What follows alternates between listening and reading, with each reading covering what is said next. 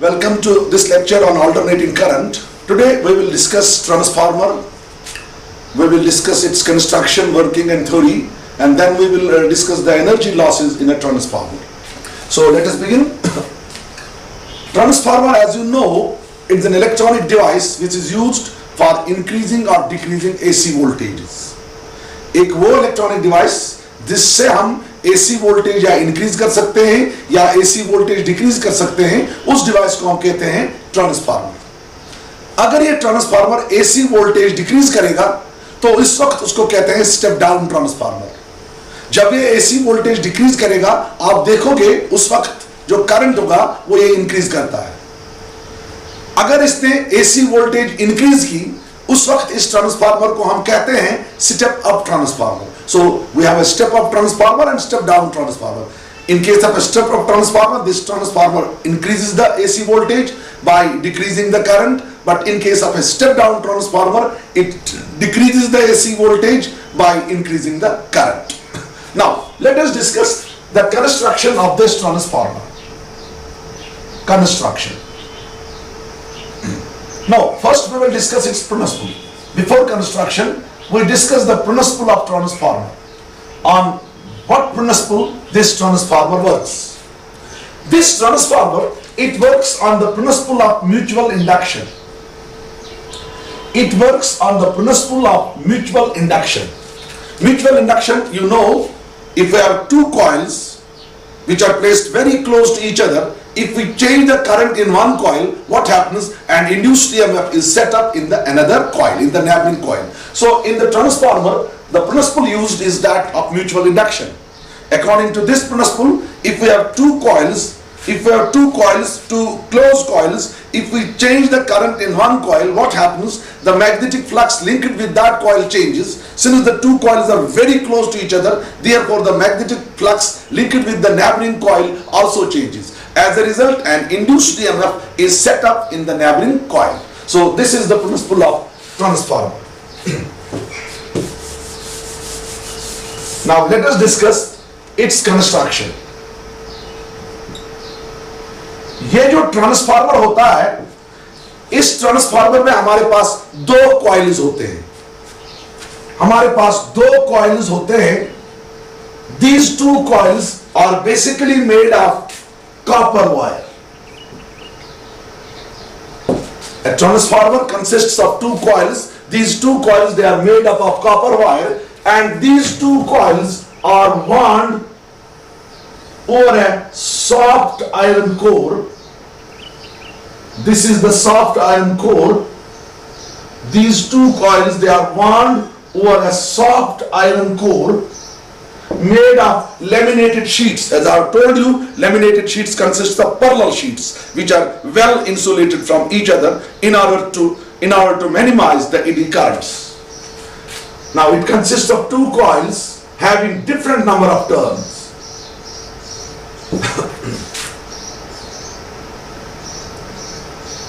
These two coils are wound over a soft iron core, and this soft iron core is made of laminated sheets, and these laminated sheets are well insulated from each other. The coil P to which this input is applied, input is fed, this is input. The coil P to which the input is fed is called a primary coil, whereas the coil S from which we take out the output, that is called as a secondary coil. So there are two coils in a transformer. One of the coil is primary coil. This the input is applied to this primary coil, and the another coil is secondary coil, from which coil the output is taken. The secondary coil is connected to a resistance, and that resistance is called as load resistance. The output appears across this load resistance or L. तो हमारा जो transformer है, इसमें हमारे पास दो coils होते हैं, एक प्राइमरी कॉइल होती है और दूसरी सेकेंडरी कॉइल होती है, और इन दोनों कॉइल को हम वाउंड करते हैं over a soft iron core which is made up of laminated sheets, and these laminated sheets are well insulated from each other. They are well insulated from each other. एक coil जो है उसको हम primary coil कहते हैं। Primary coil को हम input जो है, input that is fed to the primary coil, जो हमारा इनपुट वोल्टेज है that is fed to the primary coil, और जो आउटपुट बनेगा that output is taken from the secondary coil. So this is secondary coil and this is the primary coil. Now let us discuss the working of this transformer. Working. Now let us discuss the working of transformer. जब हम primary coil को alternating EMF apply करेंगे, इस primary coil में alternating current flow हो जाएगी। When an alternating EMF is applied to the primary coil, what happens? An alternating current begins to flow through this primary coil. Due to this alternating current, changing current, what happens? A changing magnetic field is set up in the primary coil, or we can say when we apply the alternating EMF to the primary coil, what happens? Current begins to flow through the primary coil, which is a changing current. Due to this changing current, what happens? A changing magnetic field, or we can say the magnetic flux linked with the primary coil goes on changing. क्योंकि जब हमने इसको alternating EMF दे दिया तो alternating current इसमें flow होगी। Due to this alternating EMF, alternating current क्या होगा, जो हमारी प्राइमरी कॉइल है इसमें मैग्नेटिक फील्ड बनेगा, लेकिन वो मैग्नेटिक फील्ड जो होगा वो चेंजिंग मैग्नेटिक फील्ड होगा। एज ए रिजल्ट जो magnetic flux linked with this primary coil होगा that is changing magnetic flux. Due to this changing magnetic flux what happens, an induced EMF will be set up in this primary coil due to self induction. An induced EMF will be set up in this primary coil due to self-induction, due to the phenomena of self-induction. वो तो पता है आपको, अगर आप एक coil में current change करोगे, उस कॉइल में मैग्नेटिक फ्लक्स जो होगा वो चेंज होगा as a result of self induction. उसी कॉइल में क्या होगा, इंड्यूस्ड ईएमएफ पैदा होगा due to the phenomena, that phenomena is called as self induction. यहां पर भी जो प्राइमरी कॉइल है इसमें जो कि अल्टरनेटिंग करंट फ्लो होती है, तो जो मैग्नेटिक फील्ड बना होगा प्राइमरी कॉइल में वो चेंजिंग मैग्नेटिक फील्ड होगा। इट मीन जो magnetic flux linked with the primary होगा वो चेंजिंग मैग्नेटिक फ्लक्स होगा, लिहाजा ड्यू टू सेल्फ इंडक्शन इस प्राइमरी कॉइल में इंड्यूस्ड ईएमएफ पैदा हो जाएगा। Now since the secondary coil is very close to the primary coil, therefore the magnetic flux linked with this secondary coil also changes. क्योंकि जो secondary coil है this is very close to the primary coil, therefore the magnetic flux linked with the secondary coil also changes. Therefore, as a result of mutual induction, an induced EMF will be also set up in the secondary coil. फिर से देखो, जब हम primary coil में alternating EMF apply करेंगे, इस primary coil में क्या बनेगा, इसमें मैग्नेटिक फील्ड बनेगा। वो मैग्नेटिक फील्ड जो होगा वो चेंजिंग मैग्नेटिक फील्ड होगा। एज ए रिजल्ट जो magnetic flux linked with primary coil होगा as well as this core that magnetic flux will change. Therefore, as a result of self induction, इस primary coil में induced EMF पैदा होगा। Now चूंकि secondary coil जो है that's very close to primary coil because they are wound over the core, चूंकि core में भी फ्लक्स चेंज होता जाएगा। Now secondary coil is close to the primary coil, therefore the magnetic flux linked with the secondary coil also changes. As a result, what happens, an induced EMF is also set up in the secondary coil due to the phenomena of mutual induction. Now if there is no loss of flux to the surrounding air, चूंकि जो surrounding आयर है अगर वहां से हमारा flux जो है वो लॉस नहीं हो गया, then the magnetic flux linked with each turn of primary coil will be equal to the magnetic flux linked with the each turn of the secondary coil. This was the working of a transformer. Now let us discuss theory of transformer. Theory. Suppose बच्चों जो हमारा primary coil है, suppose इस primary coil में NP number of turns है। Suppose NP जो है ये है number of turns in the primary coil, in the P coil. Suppose हमारी प्राइमरी कॉइल जो है इसमें जो नंबर ऑफ टर्न्स है वो है NP। NS is equal to number of turns in the secondary coil. NS जो है वो लिया मैंने number of turns in the secondary coil. d phi by dt is equal to rate of change of magnetic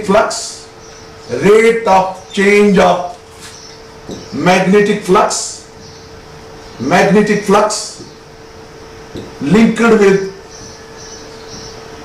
P coil और S coil, यानी primary coil और secondary coil. मैंने बोला कि जो मेरा ट्रांसफार्मर है इसमें जो प्राइमरी कॉइल है इसमें NP नंबर ऑफ टर्न्स है, जो सेकेंडरी कॉइल है इसमें NS नंबर ऑफ टर्न्स है। क्योंकि जब अल्टरनेटिंग करंट फ्लो होगा प्राइमरी कॉइल में तो क्या होगा, वहां पर जो मैग्नेटिक फ्लक्स होगा वो चेंज होगा। सिमिलरली क्योंकि S कॉइल जो है that's very close to the primary coil, therefore the magnetic flux linked with the secondary also changes. Suppose this d phi by dt represents rate of change of magnetic flux linked with primary coil or secondary coil. Suppose EP जो है, EP is the induced EMF set up in the primary coil. Chunki this will be set up due to the self induction. ES is equal to induced EMF set up in the secondary coil. EP मैंने ले लिया induced EMF जो setup हो गया किस primary coil में, बन गया किस कॉइल में, प्राइमरी कॉइल में, और ES मैंने ले लिया induced EMF which is set up in the secondary coil.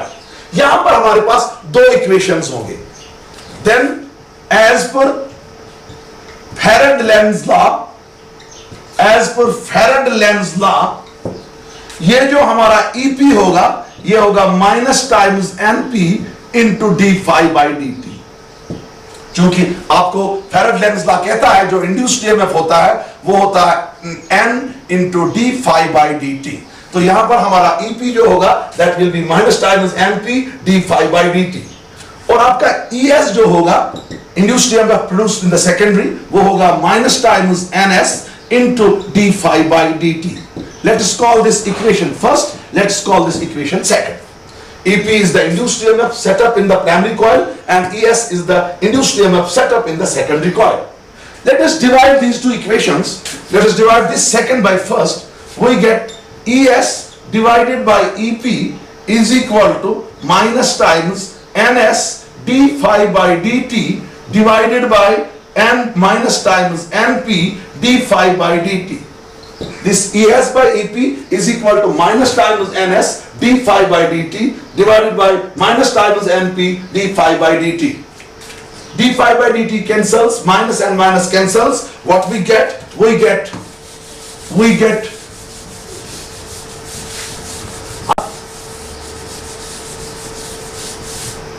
ES by EP is equal to NS by NP. ES by EP is equal to NS by EP. NS by NP. Let us call this equation number third. Here, जो आपका NS by NP होता है, this is the ratio of number of turns in the secondary to the number of turns in the primary. इसको हम K के बराबर रखते हैं. What is K? K is called turn ratio. Because this is the turn ratio. This is the ratio of number of turns in secondary to the number of turns in the primary. इसको हम किसके बराबर रखते हैं? K. K को हम क्या कहते हैं? Turn ratio. Therefore, जो हमारी थर्ड इक्वेशन है, what the third becomes, ये ऐसे बनेगी, ES divided by EP is equal to NS divided by NP is equal to K. Let us call this equation number 4. Now यहां पर हमारे पास दो केसेस हैं. If this turn ratio K is less than 1, अगर हमारा turn ratio K जो होगा अगर ये less than 1 होगा तो what will be therefore from equation 4 what we have, then NS divided by NP will be less than 1, या यहां पर ES divided by EP will be less than 1, चूंकि NS by NP जो है that's equal to ES by EP. अगर turn ratio less than 1 होगा उस वक्त हमारे पास जो NS होगा NS by NP होगा that will be less than 1 और ES by EP will be less than 1. This implies NS will be less than NP. क्योंकि अगर हम तो मल्टीप्लाई करेंगे तो हमारा NS जो होगा this will be less than NP और this implies ES will be less than EP. इस सूरत में क्या होगा, जो हमारा आउटपुट होगा, आउटपुट वोल्टेज जो होगी, output voltage that will be less than input voltage. Output voltage जो हमारी होगी that will be less than input voltage. तो उस सूरत में जो हमारा ट्रांसफार्मर होगा वो ट्रांसफार्मर होगा step down transformer, step down transformer, step down transformer. क्योंकि आपका आउटपुट वोल्टेज जो है वो लेस देन इनपुट वोल्टेज है, तो हमें क्या निकला, जो हमारा ट्रांसफार्मर है that is a step down transformer. तो अब यहां पर आप क्या याद रख सकते हैं, जो स्टेप डाउन ट्रांसफार्मर होता है उसमें number of turns in the secondary less होता है then the number of turns in the primary coil. जब भी आपको स्टेप डाउन ट्रांसफार्मर बनाना होगा तो उस वक्त आप क्या काम करेंगे, जो सेकेंडरी है, सेकेंडरी के जो टर्न्स है वो कम होंगे as compared to the turns in the primary coil. Second, if K is greater than 1, अगर ये टर्न रेशो हमारा K 1 से ज्यादा होगा, then from equation number 4 हमारे पास NS divided by NP that will be greater than 1 या ES divided by EP that will be greater than 1. This implies जो NS होगा this will be greater than NP और हमारा जो ES होगा that will be greater than EP. अगर turn ratio greater than 1 होगा उसमें जो NS by NP होगा that will be greater than 1 और ES by EP that will be greater than 1। तो यहां पर हमें निकलेगा NS जो होगा that will be greater than NP, तो ES जो होगा that will be greater than EP। यानी अगर टर्न रेशो ग्रेटर देन 1 होगा उस वक्त हमारा आउटपुट वोल्टेज जो होगी, आउटपुट वोल्टेज जो होगी वो होगी लेस देन, वो होगी greater than input voltage. Output voltage हमारी जो होगी वो होगी ग्रेटर देन इनपुट वोल्टेज। तो उस सूरत में आपका जो ट्रांसफार्मर होगा वो होगा स्टेप अप ट्रांसफार्मर। तो स्टेप अप ट्रांसफार्मर में क्या होता है, number of turns in the secondary large होते हैं as compared to the number of turns in the primary. तो आपने देखा यहां पर जो स्टेप अप ट्रांसफार्मर होता है उस स्टेप अप ट्रांसफार्मर में जो number of turns in secondary coil होते हैं वो होते हैं greater than number of turns in the primary coil, because step up transformer के लिए हमारा टर्न रेशो जो होता है वो होता है ग्रेटर देन 1। अब हम आगे जाएंगे,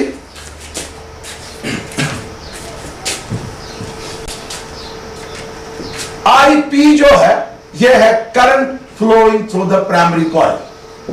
IP जो मैं लूंगा this is current flowing through the primary coil, through the P coil। Suppose मेरी P coil जो है, primary coil जो है, इसमें current IP flow हो रहा है। IS is equal to current flowing through the secondary coil, current flowing through the secondary coil। IS जो मैंने लिया वो मैंने लिया current flowing through the secondary coil। Now, if there is no energy loss, अगर इस ट्रांसफार्मर में कोई एनर्जी लॉस नहीं हो गया उस सूरत में क्या होगा, जो आउटपुट पावर होगा, output power that will be equal to input power. If there is no energy loss in the transformer, then whatever the input power will be, that will appear as the output power। क्योंकि हमें पता है जो power होता है वो होता है voltage into current, therefore output power जो होगा वो होगा output voltage into output current. Output voltage हो गया voltage across secondary, output current हो गई current across secondary. So output power जो हमारा होगा वो होगा ES into IS is equal to input power, that means power across the primary, that will be EP into IP। Let us calculate the ratio of ES and EP here also। This is ES divided by EP is equal to IP divided by IS। इसका मतलब है voltage across secondary जो है that is inversely proportional to the current across secondary, और voltage across primary जो है that is inversely proportional to the current across primary. हम इसको ऐसे भी लिख सकते हैं, this implies E is inversely proportional to I। आपने देखा यहां पर voltage across secondary is inversely proportional to the current across secondary, similarly voltage across primary is inversely proportional to the current across primary. तो in general हम इसको ऐसे लिखते हैं E is proportional to 1 is inversely proportional to I। यानी अगर transformer में current increase होगा तो वोल्टेज डिक्रीज होगी, अगर ट्रांसफार्मर में करंट डिक्रीज होगा तो आपका जो वोल्टेज होगा, आपका जो EMF होगा वो इंक्रीज होगा। Thus, a step-up transformer increases the voltage by decreasing the current, increases the voltage by decreasing the current। जो step-up transformer है उसमें वोल्टेज इंक्रीज होती है जब करंट डिक्रीज होती है। Similarly, in a step down transformer, voltage decreases by increasing the current. वो step down transformer में current increase होता है, लेकिन हमारी voltage जो है वो decrease होती है. Now, this was about the theory of the transformer. Now, let us discuss the efficiency of transformer. Efficiency of transformer जो होता है, वो होता है ratio of output power to the input power. Ratio of output power to the input power. जो हमारा transformer है, इस ट्रांसफार्मर की जो एफिशिएंसी होती है वो होता है ratio of output power to the input power. This neta will be equal to ES into IS divided by EP into IP. हमारा आउटपुट पावर कितना होगा, उसको हम डिवाइड करेंगे, हमारा इनपुट पावर कितना होगा, and that ratio is called as efficiency of transformer, and that efficiency is we denote that by neta. In case of ideal transformer, this neta is equal to 100% or we can say 1. But ideal transformer जो है, this is only क्या है ये, this is only a concept. This is only a concept. We don't have an ideal transformer. We cannot have a transformer in which we have 100% efficiency or in which our efficiency is equal to 1. 100% efficiency तब होता है जब output power होगा किसके बराबर, input power. क्योंकि जो transformer है, there are certain energy losses in a transformer. Therefore, this output power will never be equal to that of input power. Therefore, the efficiency of transformer can never be 100%, can never be 1. So this ideal transformer is only a concept. In case of real transformer, the value of this neta, it lies between 90 to 99%. In case of a real transformer, जो efficiency transformer की होती है, that lies between 90 to 99%. That lies between what? 90 to 99%. So this was about the transformer.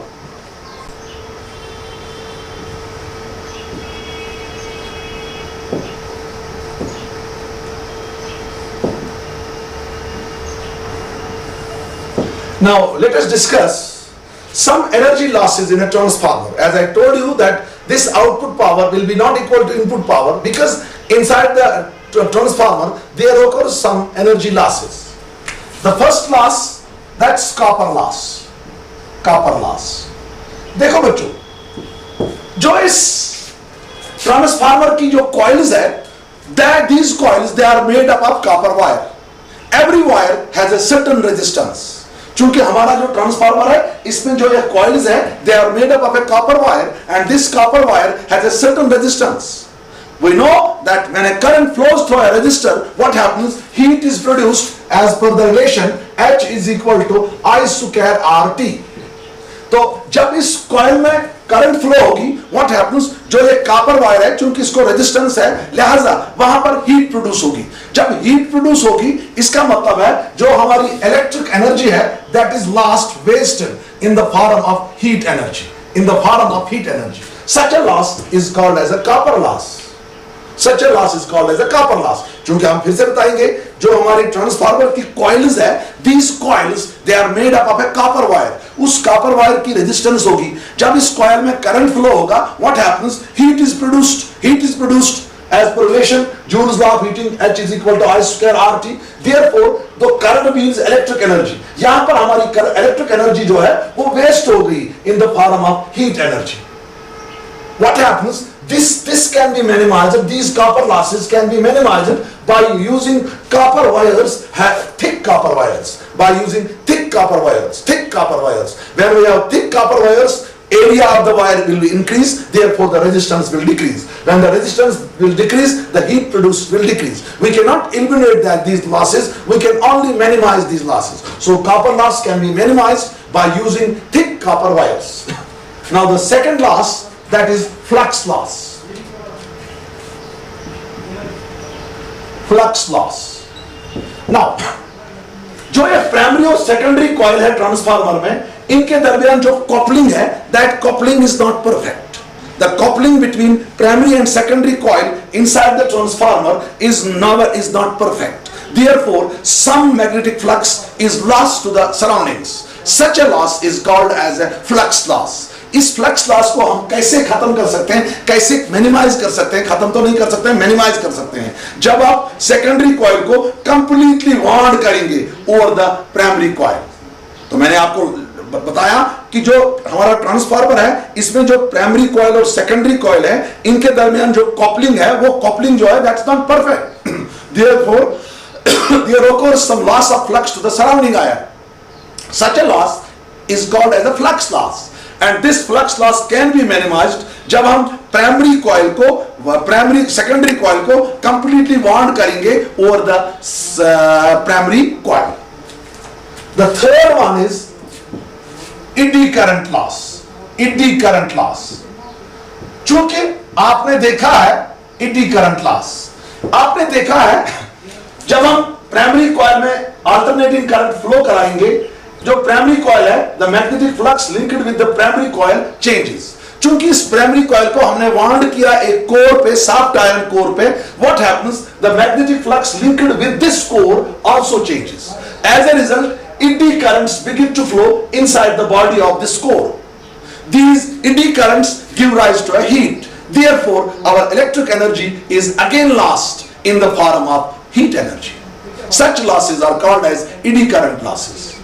In eddy current losses को हम कैसे minimise करते हैं? हमें eddy currents को मिनिमाइज करना है। eddy currents को हम कैसे मिनिमाइज करते हैं? हम लैमिनेटेड कोर यूज करते हैं। लैमिनेटेड कोर यानी जिसमें हमारे पास वेल इंसुलेटेड पैरेलल शीट्स होते हैं। तो उससे क्या होता है, दो शीट्स के दरमियान जो पाथ होगा eddy currents का, वो पाथ जो होगा वो ब्रेक होता है। Therefore the currents in one sheet, current जो एक शीट में करंट्स होंगी वो दूसरी शीट में नहीं जाएंगी। As a result the eddy currents get minimized. Such type of loss is called as eddy current loss. इसके बाद हमारे पास हिस्टैरिसीस लॉस है। हिस्टैरिसीस लॉस, हिस्टैरिसीस लॉस हमारा जो एक आयरन कोर है, it keeps on magnetising and demagnetising. क्योंकि जब भी इसमें करंट फ्लो होता है, इसमें जो मैग्नेटिक फ्लक्स होता है वो चेंज होता है। एज अ रिजल्ट इसमें जो eddy currents फ्लो होते हैं। तो नाउ ये जो हमारा आयरन कोर है, it keeps on magnetising as well as demagnetising. Therefore our electric energy lost in magnetizing and demagnetizing the this core of the transformer, that is called as hysteresis loss. इसको हम minimise कैसे करते हैं? By using narrow hysteresis loops. Now the last one is humming sound. Last one is humming, energy lost. Energy lost due to the vibration of core. Energy lost due to the vibration of core. देखिए बच्चों, जब भी आप किसी transformer के करीब बैठते हैं तो वहां एक साउंड होती है, ऐसे साउंड होती है, वहां पर ह्यूमिंग साउंड इज प्रोड्यूस्ड। ये कैसे प्रोड्यूस होती है? जब ट्रांसफार्मर की कॉइल में करंट फ्लो होती है, व्हाट हैपेंस, उसका जो कोर होता है, it begins to vibrate. When the current flows through the coil of a transformer, what happens? इसका जो core है, that core begins to vibrate. As a result, a humming sound is produced. This effect is called magnetostyrration. आप जब भी देखोगे, जब भी transformer की कॉइल से करंट फ्लो होता है, इसका कोर जो होता है, that core starts vibrating. As a result जब ये कोर वाइब्रेट होता है, वहां पर क्या होता है? ए ह्यूमिंग साउंड इज प्रोड्यूस्ड। ये क्यों होता है? ये कैसे होता है? क्योंकि कोर ने वाइब्रेट किया। जब कोर वाइब्रेट कर रहा है तो वहां साउंड प्रोड्यूस होती है। ठीक है ना? इसका मतलब है यहां पर हमारी जो इलेक्ट्रिक एनर्जी है, that gets lost in the form of sound energy. This completes your transformer.